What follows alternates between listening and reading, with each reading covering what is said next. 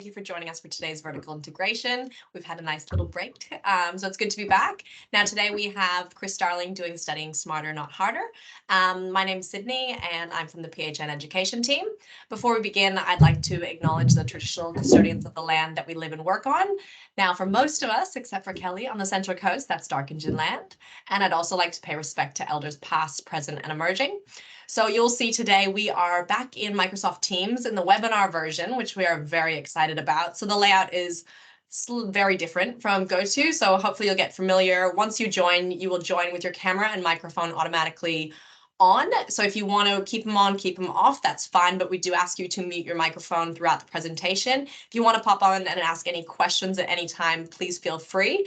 Also to utilize the chat function up in the top so we can keep that flowing throughout the conversation. Now, at the end, we have Slido integrated into the webinar. So we'll just ask you to click on that and we can do that all together before we go. Now I'll hand it over to Chris.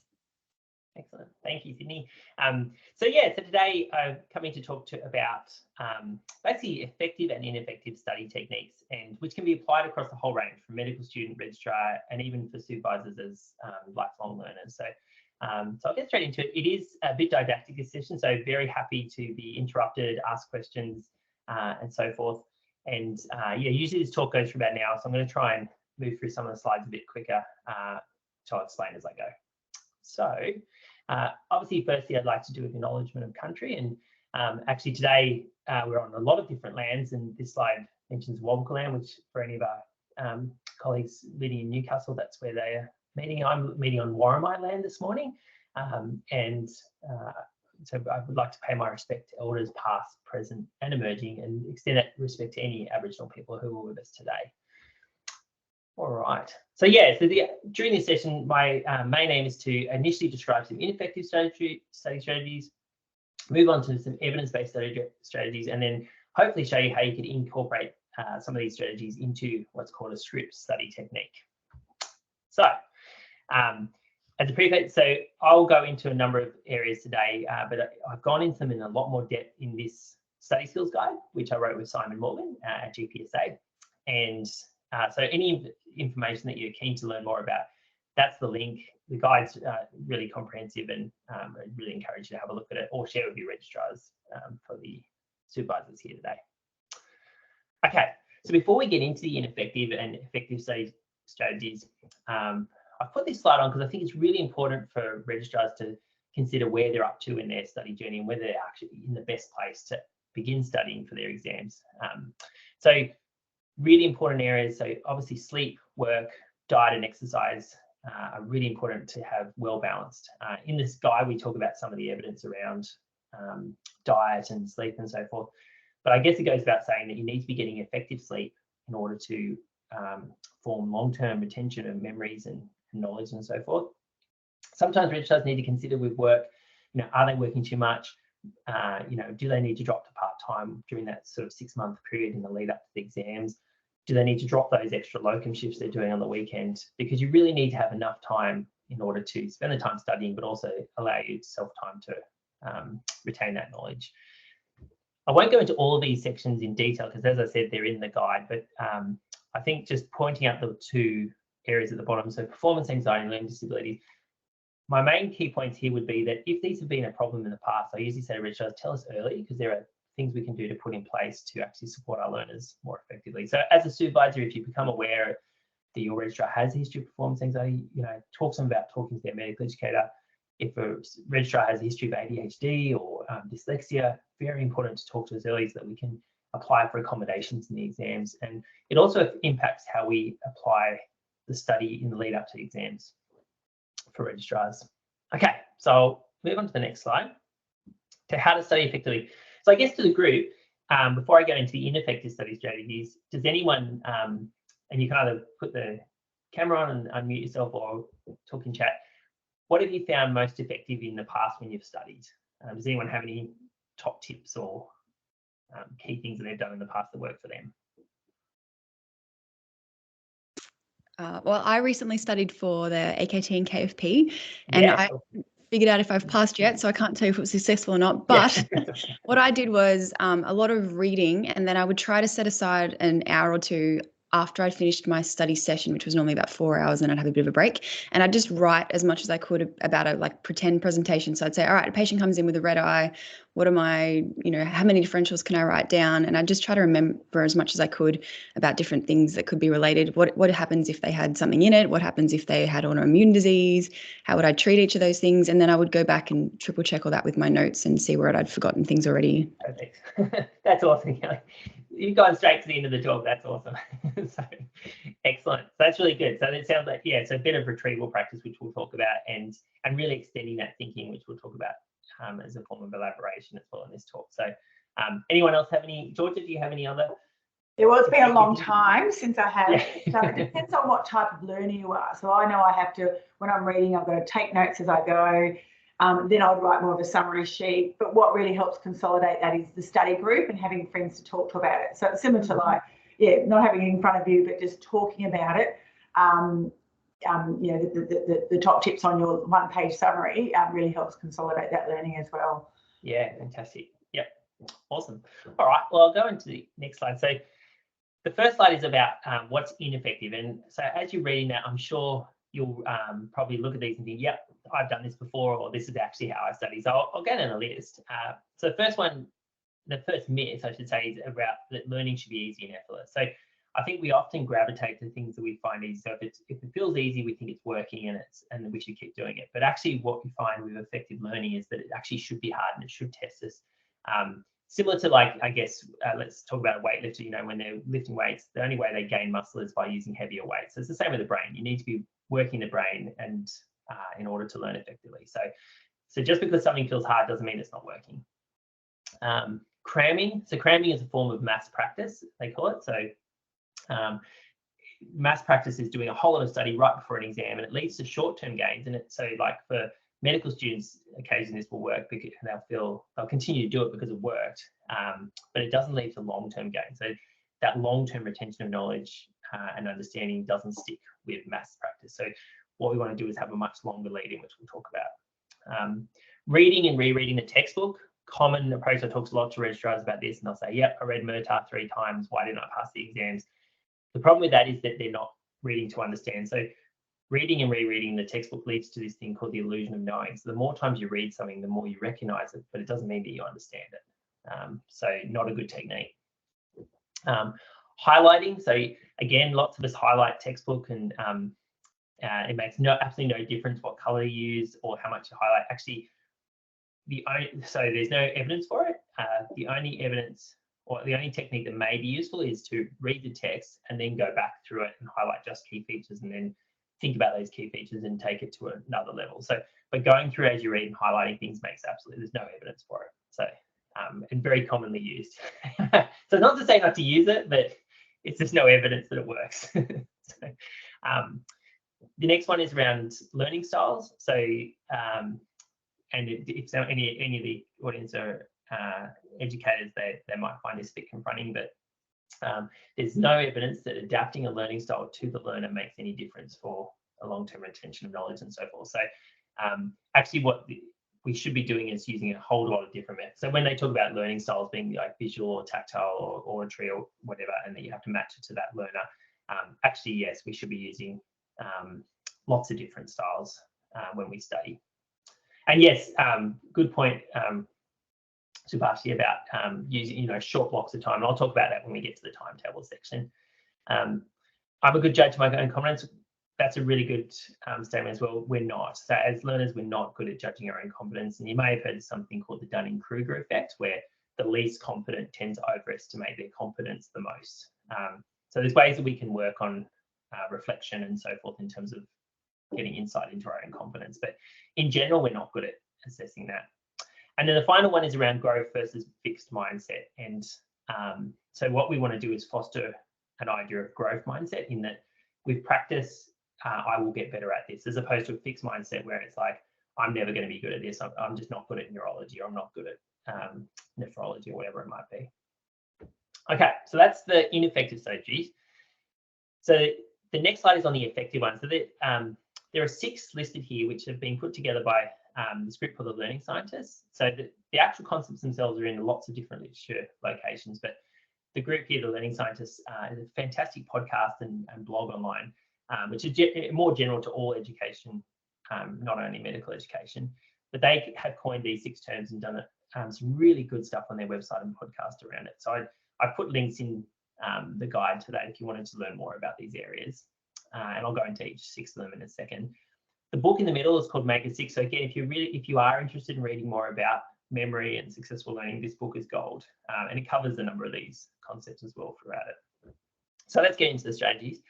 So the first one we talk about, so space practice. So the idea behind space practice is that rather than doing a big chunk of maths practice, so doing like 10 hours on the weekend or something like that, the idea is you spread it out over time. So you might do a couple of hours each day and you revisit the topic multiple times. So rather than doing one big block, it's lots of little bits over time. And what happens in between those smaller sessions, you've got time to sleep, your brain's working through the knowledge, it's reorganizing it, it's making links to previous things you've read or seen, and it's much more effective. So we always talk with registrars about doing small blocks regularly over, and we talk about 6 months lead in for the exams. But yeah, just spacing that topic out over time. And this applies to students as well. Rather than doing just anatomy on, a Saturday, you do a little bit of anatomy on the Tuesday, the Thursday, the Friday, then the next week and so forth. So you're spreading it out. Now, part of that, there was a German psychologist back in the late 1800s that talked about this thing called the forgetting curve, and his name was Ebbinghaus. And basically, it's a really simple graph we've got here where it shows that when we learn something, if we do nothing else over time, we basically forget it. Okay, it's a really important concept to understand. So this is why we need to put in some of these strategies. So how do we offset that curve? So this is with something called retrieval practice. So retrieval practice is probably the most common thing that you've come across in the past, and it's actually the most evidence-based study strategy that we have. But I think it's not done well by all learners. So basically what retrieval practice is exactly like Kelly talks about. It's bringing information to mind. So when you start a study session, it's actually getting a blank piece of paper or an MCQ or flashcards or whatever you like to actually bring that information to remember it. So before looking in textbook, you might get that blank piece of paper and write down everything you can remember about vertigo and the differentials and so forth. And then once you've done that, you look at your notes, or you get some MCQs on vertigo, or you might have created flashcards as you were studying that you then start with at the start of each study session or while you're waiting for a bus or whatever. Flashcards are great. So I'll put a slide to the right, like a box to the right there around flashcards, because I have to admit, I didn't use flashcards going for uni, but it's everyone that I talk to coming through med school now seems to be using them a lot. And they're a really good tool for retrieval practice. So the picture down there, Anki app, is one online or like app that you can use for it. And it actually incorporates something called space retrieval as well, which I'll talk about. But yeah, the benefit in flashcards is not only just writing them while you're studying, but it's also if you make them more conceptual. So we don't want registrars to write flashcards that are just, what is diabetes, cancer, so like rote memorization. We want them to be taken to the next level, which are conceptual. So comparing and contrasting. So you might write something along the lines of, compare and contrast vestibular neuritis and labyrinthitis. What are the key features? How do they differ? So it's just taking that to that next level. So when you look at your flashcard, you actually have to think about it as opposed to just rote memorization. All right, so I put on this slide just some examples of some retrieval practice questions that registrars can ask themselves during their study. And that's more for the RACGP registrars, because this is how we would ask questions in, say, the KFP. So it gets you into that sort of frame of mind of how are they going to, what are the lead-ins going to be? What are they going to ask me? And this is, they're not all, obviously there's lots of variations to this, but just gives you an idea of the common ways that we ask questions. So I won't labor that slide. Okay. So we saw the Ebbinghaus curve. We've talked about retrieval practice, and this shows how that curve is offset when you use space retrieval. So space retrieval basically means, so you do a bit, so you might learn something, and then a week later you look at it again. So you do some retrieval practice, and then a month later you do some more retrieval practice, and then 3 months later, for instance, you do more retrieval practice. So as you can see in that graph there, it shows that as you do that retrieval practice, you offset that curve. And leads to longer term retention of that knowledge. So the key here is that you don't just learn something 6 months prior to the exam and never look at it again.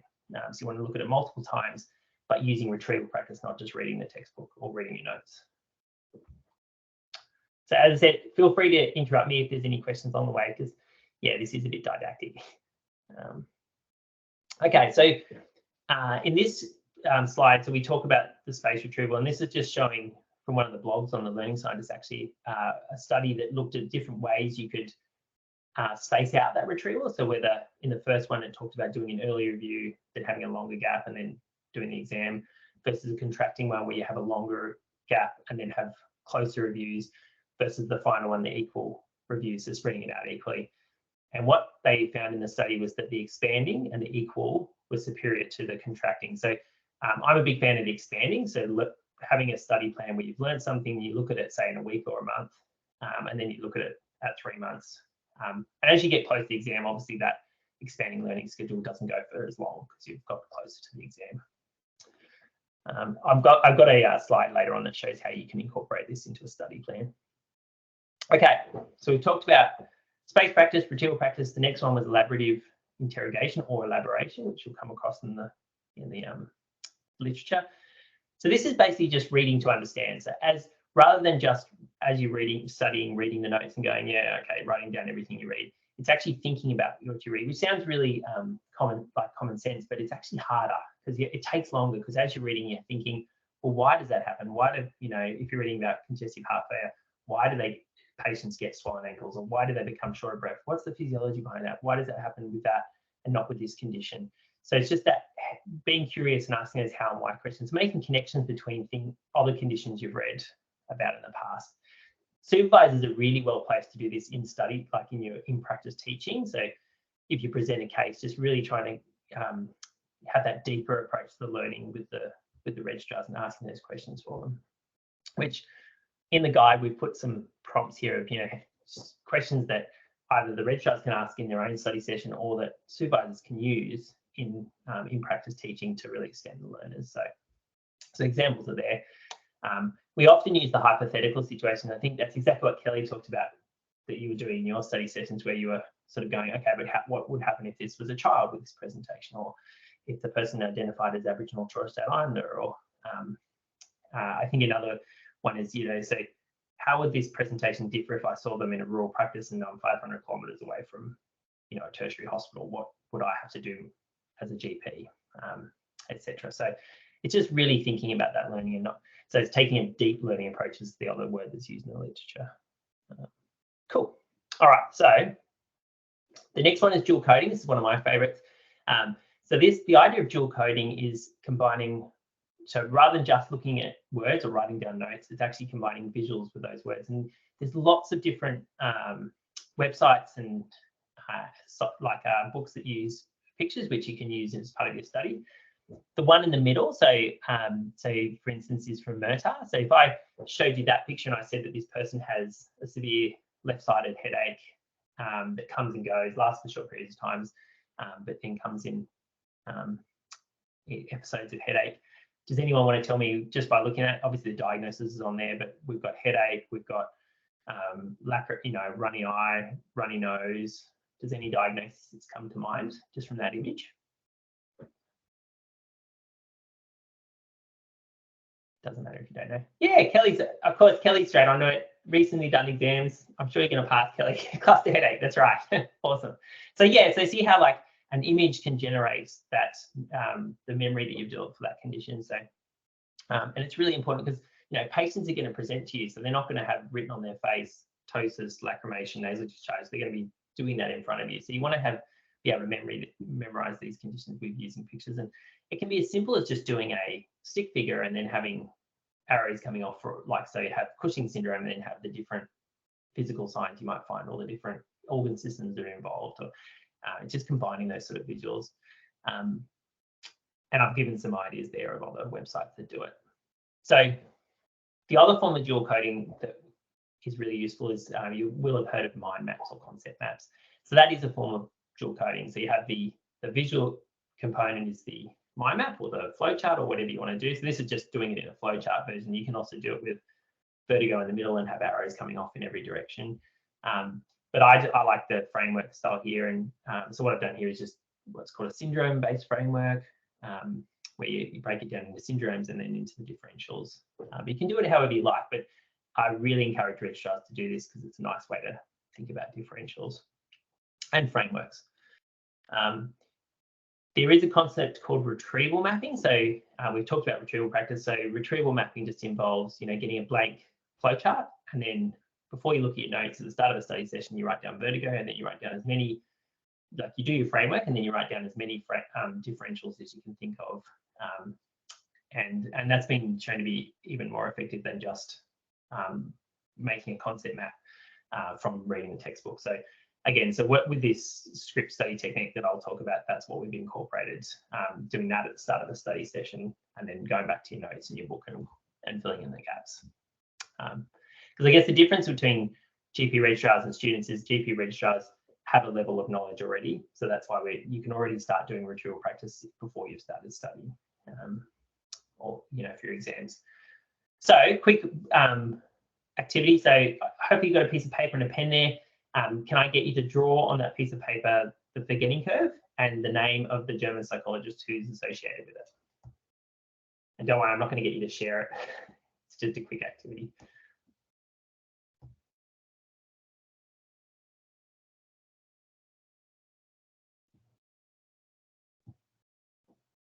For the sake of time, I'll move on to the next. So hopefully everyone's had a go at that quickly. So that's the picture again. So hopefully that you remember that. You might not have remembered what was on the X and Y axis, but that's the curve, and the name of the psychologist was Ebbinghaus. So what's this? What I've just done now, what is this an example of? You can either do in chat or verbally. So, so basically this was an example of retrieval practice. And again, why is there a picture of Ebbinghaus? So it's the form of dual coding. So you're associating now, you'll think of Ebbinghaus, you'll think of this guy if anyone asks you about the forgetting curve in the future. So, so obviously I've done that quite quickly in terms of doing some retrieval practice, but that's all how you do it. So you've had this lecture, and then tomorrow you might quickly go, oh yeah, what was the yeah, that's right, Joji. It helps with the dual coding. Perfect. All right, let's move on, because sorry if I'm talking fast, but please feel free to interrupt me if you have any questions. And as I said at the start, the guide goes into a lot of this stuff in detail. So, and it's freely available on the GPSA website. So if you want to go back and read more about this, it's very available after the session. So the last two strategies. So what I've done, so there's lots of literature on this. I've tried to relate this directly to what we do as GPs. So interleaving. So if you're talking about a student, interleaving would be, doing maths, science, English, and swapping all those subjects in rather than just doing big blocks of subjects. So as a GP, in the way we study, or a GP registrar, interleaving would be using, like, for example, a presentation approach. So when you study, so if you're doing a week of neurology, you do it presentation style. So you go vertigo or tremor or whatever it is. And then because you're doing a differential approach, you'll be interleaving different topics. So like, say, like the example I've done there, we've done dyspnea. So rather than just doing, studying a week of COPD or something, what you're doing is you're going, okay, dyspnea, then you're doing a bit on COPD, asthma, whatever, pulmonary embolism, whatever the differentials are for dyspnea. And so you're interleaving different subjects rather than just doing one subject for, 5 or 6 hours. And that's been shown to be more effective, which is why we use that presentation approach. Concrete examples is probably pretty common sense, but basically the idea is looking for real life examples in everyday practice and making, like, recording those. So when you're studying, going, so I'm doing BPPV, so like when I'm positional vertigo, so thinking, okay, what are the different ways I've seen this present in patients? So I might have seen a 35-year-old present with it, but how did the 80-year-old present with it? And writing those down, and actually as part of study, I like to write it in the form of a STEM, similar to how they might write it in AKT, KFP, or CCE exam. So it's just having lots of different examples, because you don't just want to have one example. You don't just want to have that one example in your head of, oh, this is how congestive heart failure always presents, or this is how vertigo always presents. So that you want to have lots of different examples to explain that concept. Okay, So all the study methods. Now, for the sake of time, I won't go into these in depth because I think we'll run out of time. So these are all covered in the guide. But basically, these study methods, particularly the deliberate practice, metacognition, and reflection, are incredibly important, and they happen at not only while studying, but also at the practice level. They really involve the supervisor being a coach, giving feedback, particularly around clinical reasoning, case discussion, and so forth. So yeah, so really encourage you to have a bit of a read around these. There's a lot of literature around this, these areas, and their impacts on learning. So, but yeah, I think for the sake of time, I just might move on for the next one. So now a couple other ones. I've got a few other techniques that I think are really useful as part of study. So one of the techniques is related to either attending lectures or doing your study notes at home. So there's this idea from Cornell University around a note-taking method that was developed years and years ago. So basically, while you're sitting in a lecture, you write the title of the lecture or the webinar down the left-hand side. As you're watching the lecture, you write Q questions. So you start writing, you write keywords or questions that you might look at later after the session to recall. Main notes in the right-hand side and then a summary at the bottom. So when you structure it like that, if you come back in a week or a month to do recall, you cover the main notes page and you look at your Q questions as your retrieval practice. And that's a really useful way of studying. The two other study tools that I think are really useful, there's this one called the horizontal reading exercise. And supervisors, so either registrars can do this in their own study, or supervisors can do this quite easily in a teaching session. So you draw up a really quick table. So the presentation might be vertigo, and then you write, okay, what are all the differentials or a handful of differentials for this presentation? And in the table, you write down the key features on epidemiology, history, examination, investigations management. The key to this exercise, though, is the comparing and contrasting the different conditions. So saying, okay, with vestibular neuronitis, what are the key features and how does that differ to labyrinthitis versus BPPV? And it might be the duration, or it might be presence of tinnitus or vomiting or whatever it might be. But it's that comparing and contrasting that takes it to that next level rather than just rote learning a whole lot of key features. And that's similar to this exercise, which is called the script sorting exercise, which is probably a bit quicker for a supervisor. And so same thing, you've got a vertigo presentation, you write the differentials down the side, across the top you write the most common symptoms, and then you have to, the registrar needs to weigh how much that symptom is, the data, or weighs the likelihood of that condition. So, so vestibular neuronitis, you might say, oh yeah, vomiting speaks strongly for that diagnosis, but you don't tend to have tinnitus, whereas you do have tinnitus with labyrinthitis, and that's a defining feature between the two of them, etc. So it's really that weighing of data and comparing and contrasting symptoms. And it's a really good way to extend it. And so registrars can be quite good at rote learning lists of different conditions and key features, but when you get to the KFP, and actually at AKT and CC as well, it's that really the finer level of knowledge of knowing how do you differentiate between each condition and how much to weigh that data. So this is a really useful technique. And it incorporates dual coding, which is cool. So Georgia talked about study groups. So yes, study groups have a number of benefits. I think, like a lot of this effective study techniques, as a learner, you have to decide what works for you. So not one size fits all. So, and the same goes for study groups. Some people will get a lot of benefit out of study groups. Some people prefer to study alone, and that's fine. Yeah, you need to decide what works best for you, but as long as you're avoiding those ineffective study techniques. So with study groups, this is just some of the benefits that we've put together here. So calibration leads directly back to that idea of that we're not good at assessing our own confidence. So being in a study group, we see our peers, we see how they answer questions, we see how they talk about cases, so we can calibrate ourselves to them, which is useful for helping with determining our own confidence. Obviously, if you set it up where you're teaching your peers, that's really helpful in terms of learning, because you do need to understand what you're teaching. And I think just, yeah, as long as the group is set up well and there is accountability, so you say, okay, next session, you're going to be doing a 10-minute presentation on case discussion on this. When they rock up the next time, if they haven't done it, the group sort of goes, oh, listen, this is not, you need to do it next time. So there's that accountability part of it. And just that pastoral care point of view, it is nice to have that ability to have a debrief within a group when you're studying, and particularly after the exams as well. So, all right, so that was a whole lot of information about effective study techniques. And as I said, it applies to every level of learner. This stuff is, those effective study techniques have been applied to, like learning styles applied to primary level, secondary level students, etc. It's not just, it's just that I've sort of focused this more on registrars for this talk. So let's talk about the study plan now. So we talk about that idea of you really need to start studying at least 6 months out from the exam. There's a couple of different ways. We talk about the timetable and the schedule, and these words are used interchangeably, so you don't need to use this exact wording, but within the timetable, so what we're talking about is a weekly timetable. So you go, what am I going to do from Monday to Sunday in terms of my study? And the idea is that you adapt that each week depending on what does and doesn't work.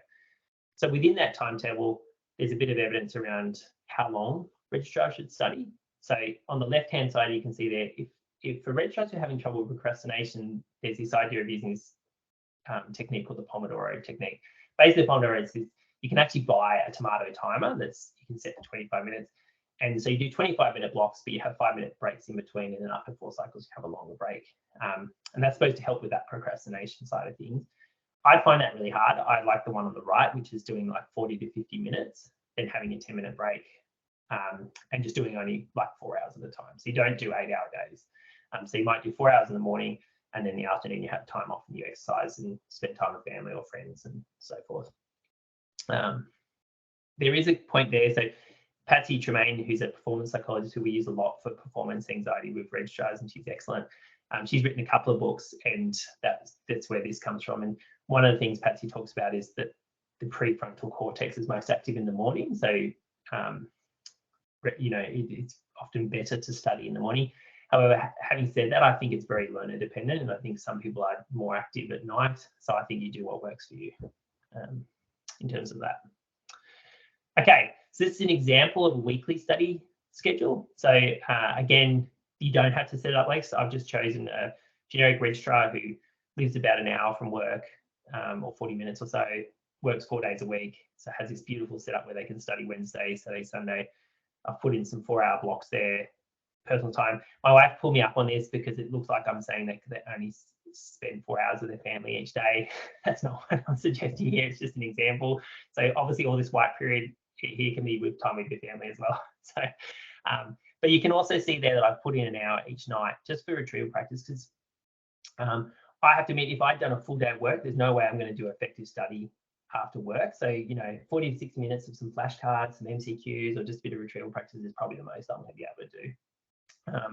But it's up to you. But see, even there, like that's 16 to 20 hours worth of study, and that looks like a pretty busy week. So then we talk about how to structure the study plan. So this is very much RACGP based. So there's a couple of different resources. The new RACGP curriculum and syllabus is really useful, particularly the contextual units, because it outlines different conditions and you can structure your plan based on that. We've got the older exam matrix, which I can share if anyone needs it. We put a lot of work into putting it into presentation based, which I think is really useful. ICPC codes are a really useful way to give an overall structure, which I'll show an example of. And this one here, this is an Excel document, which I can also share from GPStingy, but I only use it once. But I think the reason I like this one is because it gives a example. It's a bit of an eye opener when you plug in the data and you say, I've got 26 weeks of exams. I'm going to have a couple of weeks off for leave. I'm planning to do 16 hours. So that gives me 384 hours of actual study time. If you break it down into the ICPC codes, which is what the beach was based on, it shows you that if you did it this way and you spent 2.4 weeks on dermatology, you actually only have 0.4 to spend on urology, 0.3 of a week to spend on ophthalmology. So it just that's not, I wouldn't suggest setting it up this way, because you need to set it up based on your own learning needs. But it's a real eye opener, I think, for registrars, and they go, oh wow, that's starting 6 months out and doing 16 hours a week, and I'm only going to, for the sheer depth of what I need to cover, that's not a lot of time. So that's how I use that one. So if we use the ICPC codes as our study topic headings, this is how you could set up this took, I think, about half an hour to set up. It didn't take long. how you could do an overall plan for how you can do space retrieval. Because when I talk to registrars about space retrieval, I think it's a bit overwhelming. You go, how am I going to remember to continue to do retrieval at a week and a month and 3 months? And this just shows you how you can structure it with a nice, easy to follow timetable. So basically what we've got here is, we always recommend registrars start with a practice exam, and there's these new SAT exams available for the college, which are gold, so that they can use. There's 2 released each 6 months of practice AKT and KFPs. So they do a practice exam, then they've decided to do cardiovascular first because they've gone, that's my weakest spot. I'm going to do that the furthest out and have as much retrieval as possible. And I've left, respiratory and stuff later because I'm really good at that. So they do the cardiovascular, then there's just a prompt here, a week later you need to do some retrieval practice from your notes or your flashcards. A month later you need to do it again, and then 3 months later you need to do it again. And it just follows like that. So I'm not suggesting they use this exact timetable, but it just shows you that it is possible to set it up. Because if you don't have some structure, you're not going to do it in a structured way. And that's using that sort of expanding type approach with the 1 month, 1 week, 1 month, 3 months. All right. Now, so the last part of the talk is showing how you can apply these methods into a type of technique. You don't have to follow this technique. It's just giving a structure or a way of showing that you can do it. So as I said, I think everyone has to set up their own method for this. And I think in some ways, developing their own method is actually a really good learning thing to have done. So the reason we call it a script technique is because we've tried to structure it in the way of what's called an illness or management script. So what's an illness script? So an illness script in the literature is basically, I think of it like this. So if you imagine your brain's a filing cabinet, within the filing cabinet, you've got files for each disease. So you might have a file for appendicitis, for instance. That file was started from the first time you ever came across that condition, and then it's been added to every time you read about it, every time you saw a patient with it, every time you saw a webinar on it. So it's grown over time. And what we want to do when you're studying is to continue to add value to those illness scripts. So an illness script, by definition, covers these areas: the history, examination, investigations, and differential. The next level to that is the management script, and this is gaining a bit more traction in the literature over the last 3 or so years. And that's having a really clear, structured framework to management. So it adds on to the illness script. So for every condition you see, you have a really structured management script for it, which involves patient education, non-pharmacological, pharmacological, referral, public health issues, and safety needs. So exactly how the KFP questions are structured or get asked. There will often be questions saying, what are the non-pharmacological treatment options for this condition? So if you have strong management scripts for your different conditions, that'll be an asset.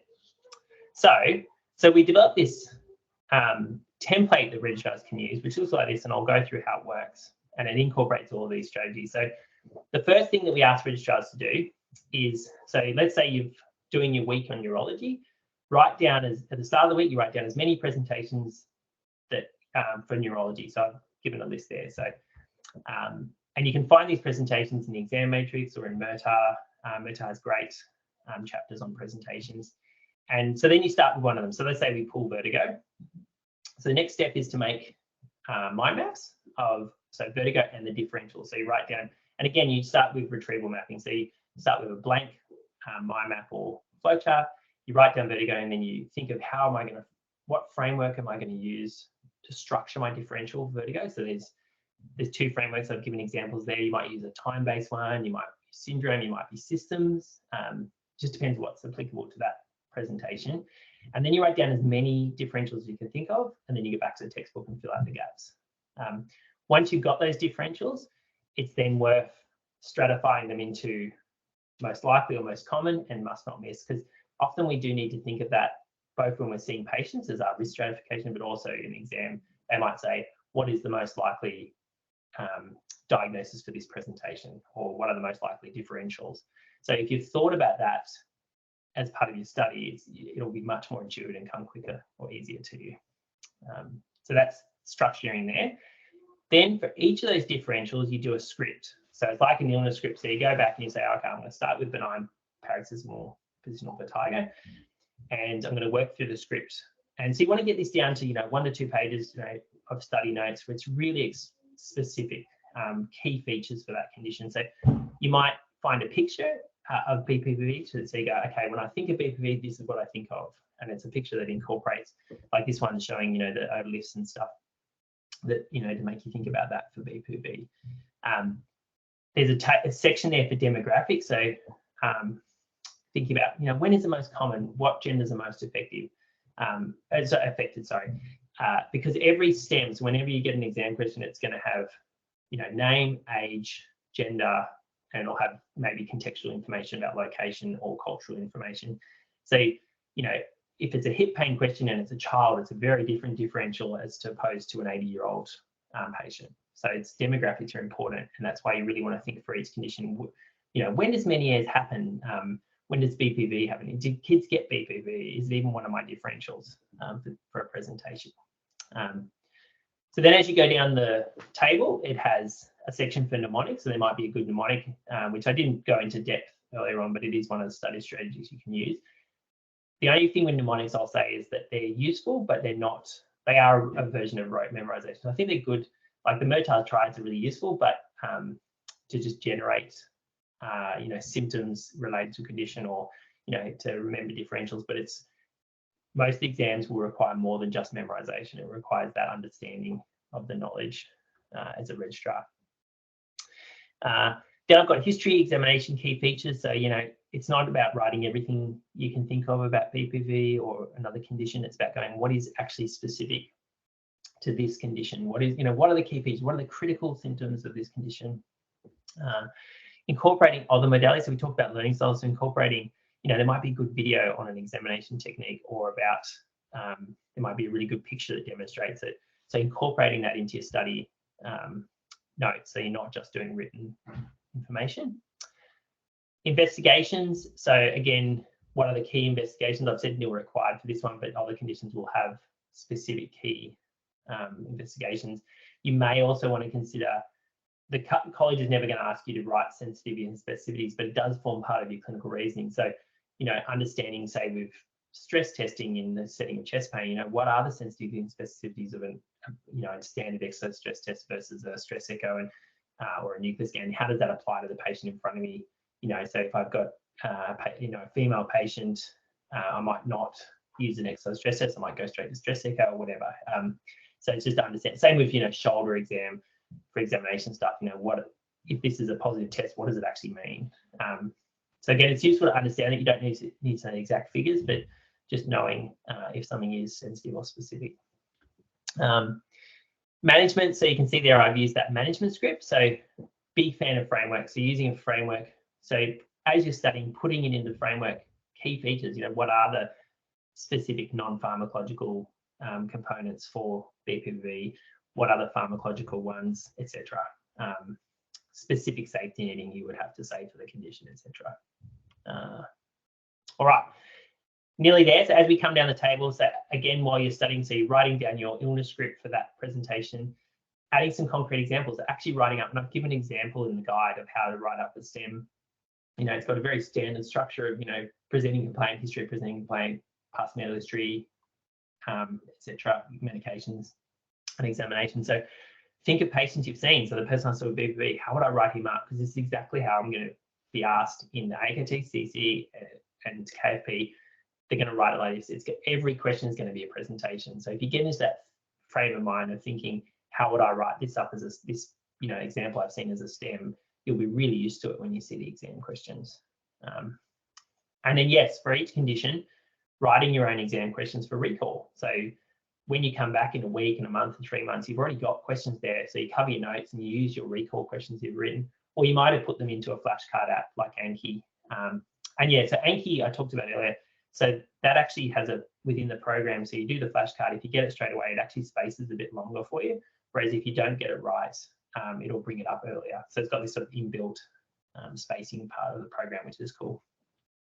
So yeah, it's just some examples there of how to write the questions.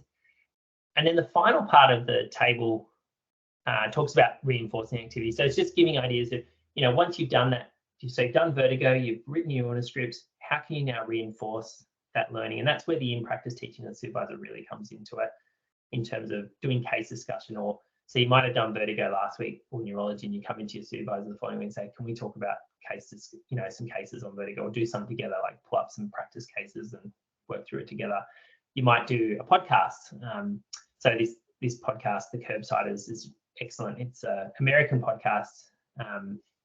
So you have to keep in mind that management options may be different, but in terms of the medical knowledge side of stuff, they're really good. And so if you've got to drive to work, this is a great way to put something on while you're driving, and they have really nice infographics afterwards. So they incorporate that sort of dual coding into their podcast, which is cool.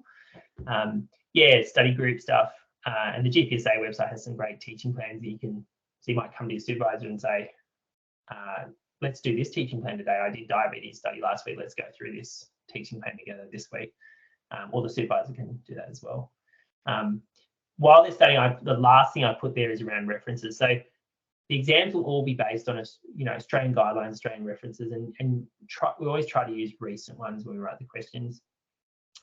So when you study, you should do the same thing. You should be looking at Australian-based AJGP, therapeutic guidelines, definitely for management, previously NPS, MJA. So any sort of Australian, reputable Australian-based references is what you want to use your studying. So MERTA is obviously really useful, but you need to use lots of different resources when you're studying and guidelines. So, all right. So that was a bit of a whirlwind. I wanted to make sure I kept some time at the end if anyone had any questions. But basically, throughout the talk, we've covered the whole learner in short detail, which again, we go into more detail in that guide that I mentioned at the start. How to study effectively. We talked about the study plan, and then finally, yes, the script study technique, which again, so you can use this as it's written, or you can set it up your own way. Okay, so I'll stop sharing, and I'm sure, hopefully there's some questions after all that. Sorry, I've rushed through that a bit. So any questions from anyone about effective study techniques, anything like that?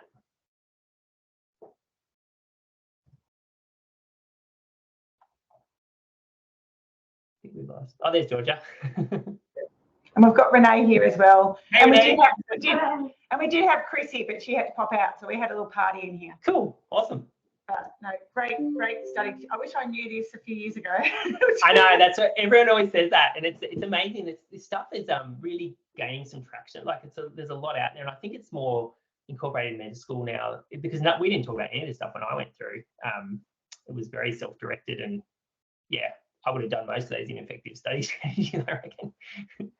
And I liked your little, reinforcing tool. Like that's a great tool to have, even if we're doing lectures to doctors. Okay, guys, a little exercise to help reinforce, because now we'll remember who Eden House is, even though that's not necessarily. Yeah, that's right.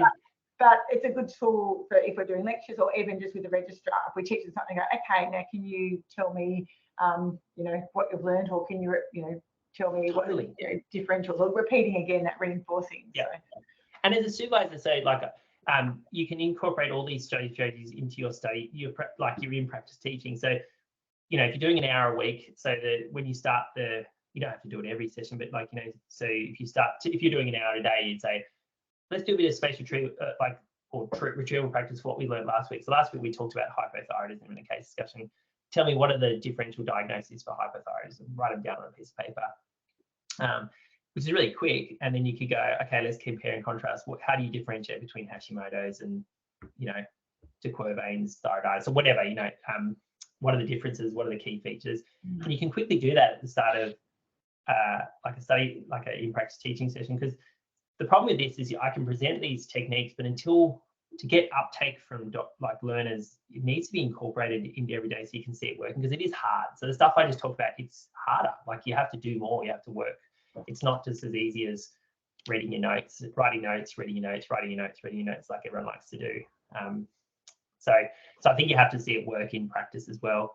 And like if you're doing a quick talk in your practice around, like hypothyroidism, it's just, you might get a big piece of paper and draw up a table or draw a picture, depending on how, as I said, it can be just a stick figure, but so you, in your in-practice teaching, incorporate some of that stuff like dual coding and all that, etc. So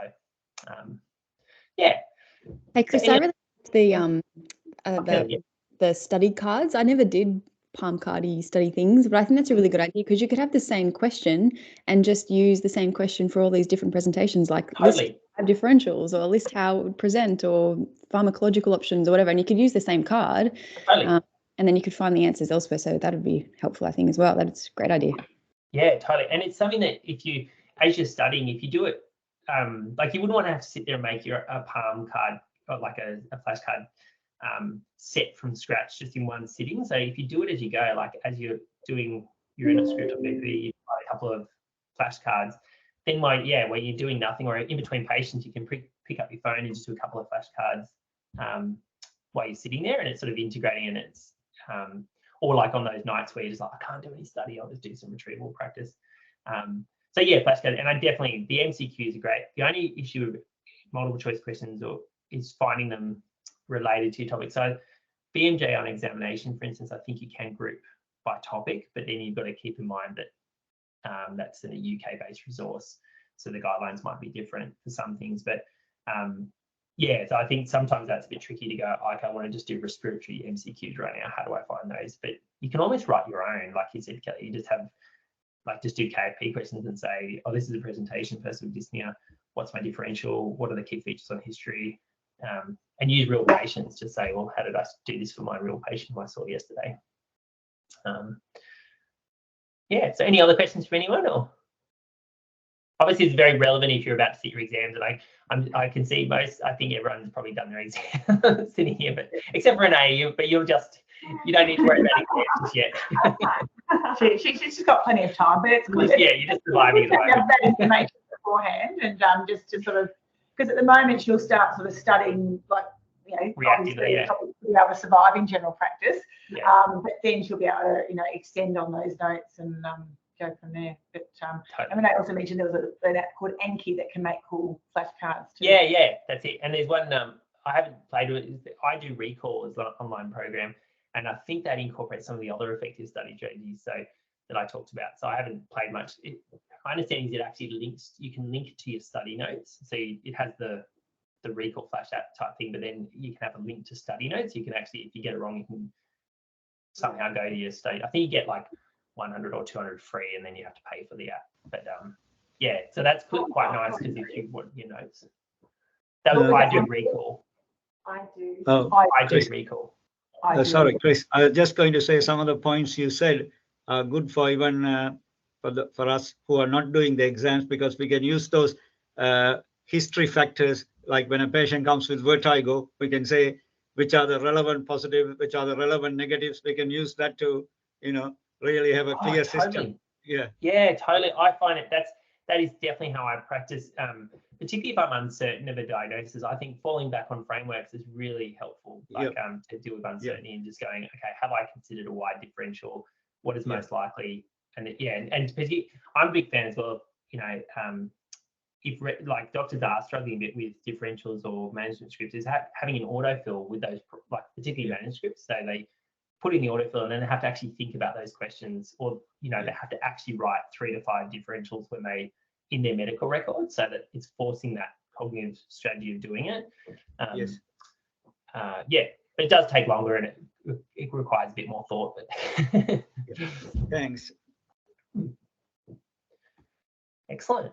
I think we're probably it's about 8:28. So I think if there's no other questions, as I said, it was a bit of a whirlwind. So if you are interested in it, the guides, it does go into it in more depth. So you just go to the GPSA website and get it there.